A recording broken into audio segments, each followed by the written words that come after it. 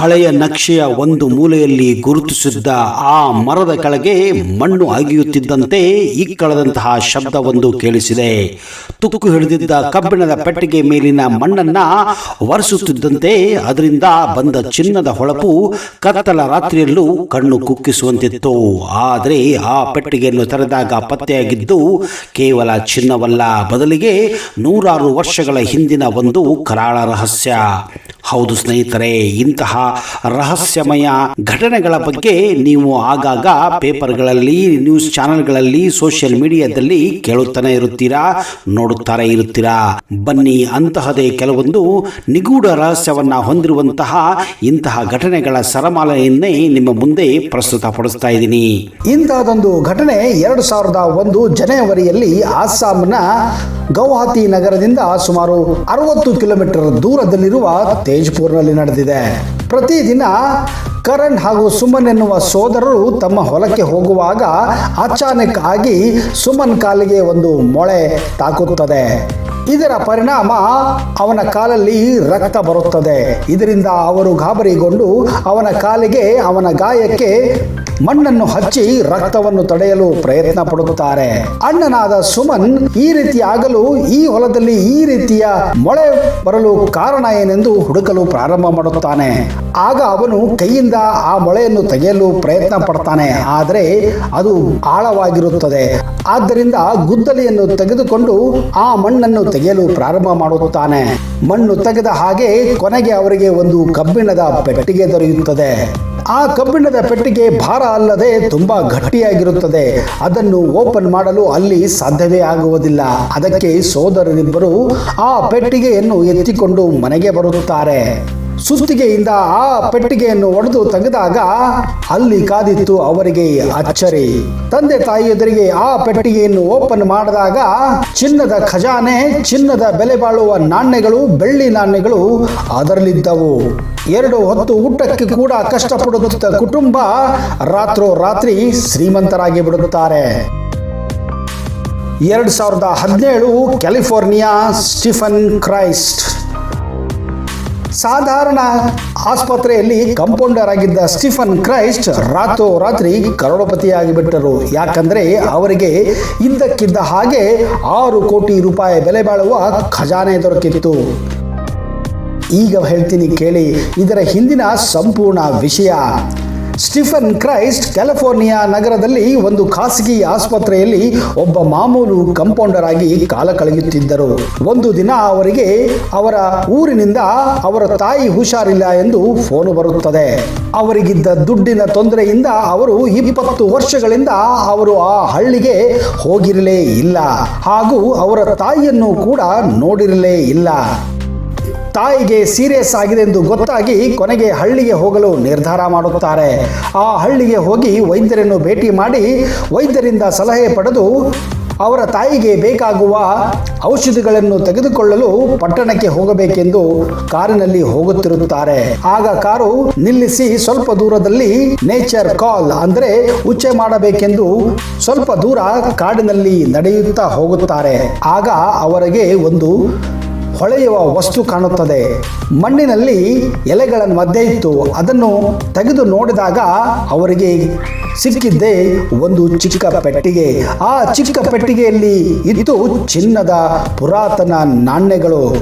ಇದನ್ನು ತೆಗೆದುಕೊಂಡು ಹೋಗಿ ಸರಿಯಾದ ವ್ಯಕ್ತಿಗಳಿಗೆ ತೋರಿಸಿ ಅವರಿಗೆ ಸಿಕ್ಕಿದ್ದು 6 ಕೋಟಿಗಿಂತಲೂ ಹೆಚ್ಚು ಹಣ. ಒಂದು ಆಸ್ಪತ್ರೆಯಲ್ಲಿ ಕಂಪೌಂಡರ್ ಆಗಿದ್ದ ಈ ಸ್ಟೀಫನ್ ಕರೋಡಪತಿ ಆಗಿಬಿಡುತ್ತಾರೆ.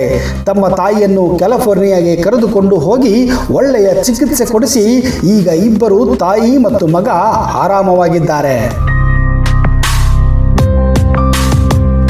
ಇನ್ನು ಈ ಘಟನೆ ಬಗ್ಗೆ ಕೇಳಿದರೆ ನಿಜಕ್ಕೂ ನೀವು ಆಶ್ಚರ್ಯಪಡುತ್ತೀರಾ. ಹಾಗೆಯೇ ಬ್ರೆಜಿಲ್ ಬಳಿ ಒಂದು ದ್ವೀಪವಿದೆ. ಅದನ್ನ ಸ್ನೇಕ್ ಐಲ್ಯಾಂಡ್ ಎಂದೇ ಕರೆಯುತ್ತಾರೆ. ಅಲ್ಲಿರುವ ನಾನಾ ಬಗೆಯ ಸರ್ಪ ಜಾತಿಗಳು, ವಿಷಕಾರಿ ಹಾವುಗಳನ್ನು ಕಂಡವರು ಅದಕ್ಕೆ ಸರ್ಪದ್ವೀಪ, ದಿ ಸರ್ಪಂಟೈನ್ ಐಲ್ಯಾಂಡ್ ಎಂದೇ ಕರೆಯಲಾಗುತ್ತದೆ. ಅಲ್ಲಿ ಪ್ರತಿ 4 ಹೆಜ್ಜೆಗೊಂದು ಹಾವುಗಳು ಸಿಗುತ್ತವೆ. ಎಂಥ ವಿಷಕಾರಿ ಹಾವುಗಳೆಂದರೆ ಅಲ್ಲಿಗೆ ಸುರಕ್ಷತಾ ಸಾಧನಗಳಿಲ್ಲದೆ ಹೋದವರ್ಯಾರು ಇಲ್ಲಿವರೆಗೂ ಬದುಕಿ ಬಂದಿರುವ ನಿದರ್ಶನಗಳೇ ಇಲ್ಲ. ಹೋದವರೆಲ್ಲರೂ ಒಂದಲ್ಲ ಒಂದು ಹಾವು ಕಚ್ಚಿದೆ. ಈ ಹಾವು ಕಡತಕ್ಕೆ 1 ಗಂಟೆಯ ಒಳಗೆ ಔಷಧ ದೊರೆದಿದ್ದರೆ ಕಚ್ಚಿದವನು ಅಲ್ಲೇ ಸತ್ತು ಹೋಗುತ್ತಾನೆ. ಆದ್ರೆ ಈ ಒಂದು ದ್ವೀಪದಲ್ಲಿ ಯಾಕೆ ಅಷ್ಟೊಂದು ಹಾವುಗಳೆನ್ನುವ ಒಂದು ದೊಡ್ಡ ಪ್ರಶ್ನೆ ಇದೆ.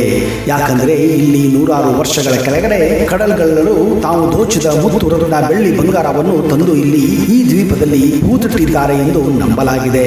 ಅವುಗಳನ್ನು ಯಾರು ದೋಚಬಾರದೆಂಬ ಉದ್ದೇಶದಿಂದ ಕೆಲವು ವಿಷಕಾರಿ ಹಾವುಗಳನ್ನು ಈ ಕಡಲ್ಗಳ್ಳರು ಅಲ್ಲಿ ಬಿಟ್ಟಿದ್ದರು ಎಂದು ನಂಬಲಾಗಿದೆ. ಅವುಗಳು ಸಂತಾನೋತ್ಪತ್ತಿ ಮಾಡಿ ಈಗ ದ್ವೀಪ ತುಂಬಾ ಕೇವಲ ಹಾವುಗಳೇ ತುಂಬಿಕೊಂಡಿವೆ.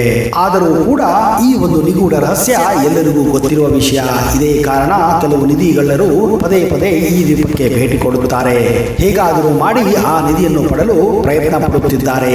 ಆದರೆ ಇಲ್ಲಿಯವರೆಗೂ ಕೂಡ ಒಂದಿಷ್ಟು ನಿಧಿಯನ್ನು ಅಲ್ಲಿಂದ ತೆಗೆದುಕೊಂಡು ಹೋಗಲು ಸಾಧ್ಯವೇ ಆಗಿಲ್ಲ. ಕಾರಣ ಅಲ್ಲಿರುವಂತಹ ವಿಷಕಾರಿ ಸರ್ಪಗಳು, ನಾಗಗಳು. ಇದರಿಂದ ಈ ದ್ವೀಪದಲ್ಲಿ ಈಗ ಇನ್ಯಾವ ಬಗೆಯೂ ಜೀವಿಗಳು ಇಲ್ಲ. ಕಡಲ್ಗಳ್ಳರ ಅವಸಾನದ ನಂತರ ನಿಧಿಯು ರಹಸ್ಯವಾಗಿಯೇ ಉಳಿದುಕೊಂಡು ಬಿಟ್ಟಿದೆ. ನಾಗಗಳು ನಿಧಿಯನ್ನು ಕಾಯುವ ರಹಸ್ಯವಾದರೂ ಏನು, ಇದರ ಹಿಂದಿನ ರಹಸ್ಯ ಯಾರಿಗೂ ಗೊತ್ತಿಲ್ಲ. ಆದರೆ ವಿಷಕಾರಿ ಹಾವುಗಳನ್ನ ಹಿಂದಿನವರು ನಿಧಿಯನ್ನು ಕಾಯಲೆಂದೇ ತಂದು ಇಡುತ್ತಿದ್ದರೆಂದು ನಂಬಲಾಗಿದೆ. ಅದಕ್ಕೊಂದು ದೊಡ್ಡ ಉದಾಹರಣೆ ಚಂದ್ರಗುಪ್ತ ಮೌರ್ಯನ ಚಾಣಕ್ಯ ಮಂತ್ರಿ ಚಾಣಕ್ಯ. ಹೌದು, ಹಿಂದೆ ಚಾಣಕ್ಯ ಕೂಡ ಚಂದ್ರಗುಪ್ತನ ನಿಧಿಯನ್ನು ಕಾಪಾಡಲು, ತನ್ನ ಸಾಮ್ರಾಜ್ಯದ ಖಜಾನೆಯನ್ನು ಕಾಪಾಡಲು, ಶತ್ರುಗಳಿಂದ ಇದನ್ನು ರಕ್ಷಿಸಲು ಹಾವುಗಳನ್ನು ಬಿಟ್ಟಿದ್ದನೆಂದು ಹೇಳಲಾಗುತ್ತಿದೆ. ಹೀಗಾಗಿ ಯಾವುದೇ ಗುಪ್ತ ನಿಧಿಯನ್ನು ಪಡೆಯುವ ಮುನ್ನ ಸರ್ಪಶಾಂತಿ, ನಾಗಶಾಂತಿ ಮಾಡಿಸಲೇಬೇಕು. ಇಲ್ಲವಾದರೆ ಸರ್ಪಗಳಿಂದ ತೊಂದರೆ ಗಟ್ಟಿಟ್ಟ ಬುತ್ತಿ ಎಂದು ನಂಬಲಾಗಿದೆ. ಕರ್ನಾಟಕದ ಗಡಿ ಕಾಸರಗೋಡಿನ ಕೇರಳದಲ್ಲಿ ನಾಗಬಂಧನ ಅನ್ನೋ ಒಂದು ವಿದ್ಯೆ ಇದೆ. ಈ ವಿದ್ಯೆಯಿಂದ ಕೇರಳದ ಚಿನ್ನದ ಖಜಾನೆ ಅನಂತ ಪದ್ಮನಾಭ ಸ್ವಾಮಿ ದೇವಸ್ಥಾನದಲ್ಲೂ ಈ ವಿದ್ಯೆಯಿಂದಲೇ ಹಲವಾರು ಜನರು ನಿಧಿಯನ್ನು ತೆಗೆದುಕೊಳ್ಳಲು ಮೊದಲು ಈ ಪೂಜೆಗಳನ್ನು ಮಾಡುತ್ತಾರೆ. ಅಂದರೆ ನಾಗಬಂಧ ಪೂಜೆಯನ್ನು ಮಾಡುತ್ತಾರೆ. ಅದು ಈಗಲೂ ಕೂಡ ಈ ಕೇರಳದಲ್ಲಿ ಚಾಲ್ತಿಯಲ್ಲಿದೆ. ಹಾಗೆಯೇ ಅನಂತ ಪದ್ಮನಾಭ ಸ್ವಾಮಿ ದೇವಸ್ಥಾನದ ನೆಲಮಾಳಿಗೆಯಲ್ಲಿದ್ದ ನಿಧಿ ನಿಕ್ಷೇಪ ಅಪಾರ ಸಂಪತ್ತಿಗೆ ರಕ್ಷೆಯಾಗಿ ನಿಂತಿದ್ದೇ ಈ ನಾಗಬಂಧನ. ಇದು ಕೇವಲ ಮೂಢನಂಬಿಕೆಯಲ್ಲ.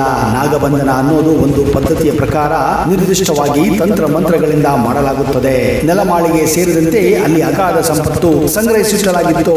ನಿಧಿಗಳನ್ನ ನೆಲಮಾಳಿಗೆ ಸೇರಿದಂತೆ ಎಲ್ಲಿ ಅಗಾಧ ಸಂಪತ್ತನ್ನ ಸಂಗ್ರಹಿಸಿ ಇಡಲಾಗುತ್ತೋ ಅಲ್ಲಿ ನಾಗಬಂಧನ ಕೂಡ ಕಾಣಿಸುತ್ತದೆ ಎಂದು ನಂಬಲಾಗಿದೆ. ನಾಗಬಂಧನ ಅಂದರೆ ಸಂಪತ್ತಿಗೆ ರಕ್ಷಾಬಂಧನ, ರಕ್ಷಾ ಕವಚ. ನಾಗಬಂಧನ ಕುರಿತು ಪ್ರಾಚೀನ ತಾಳೆಗೆರೆ ಗ್ರಂಥಗಳಲ್ಲಿ ಉಲ್ಲೇಖಿಸಲಾಗಿದೆ. ಇದೇ ಕಾರಣ ಹಿಂದೆ ನಿಧಿಯನ್ನು ಅಡಗಿಸುವ ಮೊದಲು ನಾಗಬಂಧನ ಪೂಜೆ ನಡೆಯುತ್ತಿತ್ತೆಂದು ನಂಬಲಾಗಿದೆ.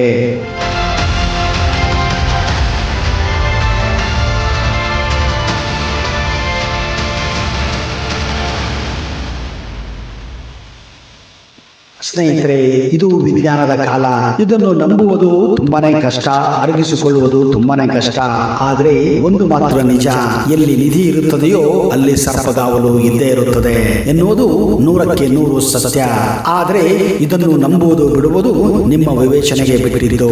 ಇಂತಹದೇ ಹಲವಾರು ನಿಗೂಢ ರಹಸ್ಯಮಯ ವಿಡಿಯೋಗಳನ್ನ ಮುಂದಿನ ಸಂಚಿಕೆಗಳಲ್ಲಿ ಕೊಡಲು ಪ್ರಯತ್ನ ಮಾಡುತ್ತೇನೆ. ಅಲ್ಲಿಯವರೆಗೆ ಜೈ ಹಿಂದ್, ಜೈ Karnataka, and you take care.